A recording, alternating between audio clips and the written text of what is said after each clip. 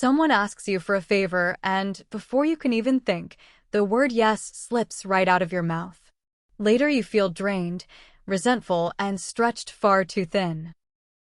First, hear this clearly. You are not broken, and you are not selfish. You learned to keep everyone happy so you would feel safe. That made sense. But it is quietly costing you. Saying no is not rejection. It is a complete sentence that protects your time, your energy, and the yes you actually mean. Let me show you 6 gentle ways to do it. Technique 1. Catch the flinch. Before you answer anything at all, take one slow breath. That tiny pause breaks the automatic yes and hands the real choice back to you. Buy yourself a little time with one simple line.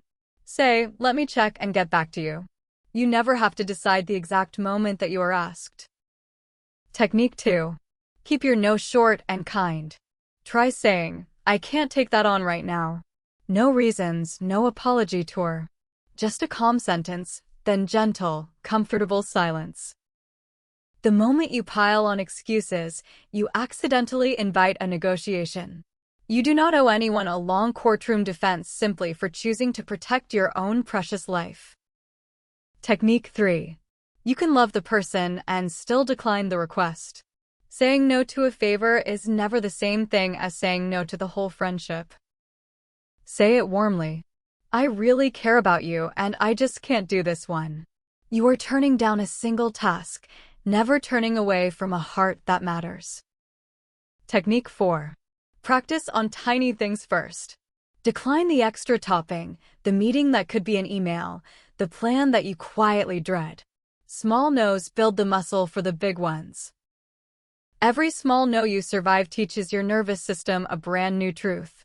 Nothing terrible happens. The world keeps turning and you are still kind, still liked, still completely okay. Technique 5. Expect the guilt and simply let it pass. Guilt is only an old alarm bell, not real proof that you did anything wrong. Feel it, breathe, and do not undo your no. The wave of guilt always peaks and then it always fades. If you can ride it out for just 90 seconds, you will find your no still standing, calm and firm. Technique 6. When you truly do want to help, offer only what actually fits you. "I can't drive you, but I can help you find a ride." A real yes always beats a resentful one. A boundary is not a wall built to keep people out. It is a friendly fence with a gate that you control, so your kindness comes from choice, not from fear. One gentle warning. If someone rages, guilt trips, or punishes you every single time you say no, that is not your failure. That is a boundary problem on their side. You are allowed to protect yourself from people who only love your yes. If saying no ever feels genuinely unsafe, please lean on a trusted friend or a helpline for support. Tonight, try one small experiment. Stand at the mirror and practice out loud. "Thank you for thinking of me, but I can't." Hear your own steady voice gently hold the line. Then pick just one low-stakes no to actually say this week. Write it on a sticky note. You are not becoming cold. You are finally becoming honest and free. So let us gently recap. Pause before you answer. Keep your no short. Separate the person from the request. Start small, ride out the guilt, and offer only what truly fits. Here is the beautiful part. Every honest no makes your yes shine brighter. People learn they can trust your word, and best of all, you learn to trust yourself again. You spent so long being everyone's easy yes. Starting today, you get to be your own gentle protector.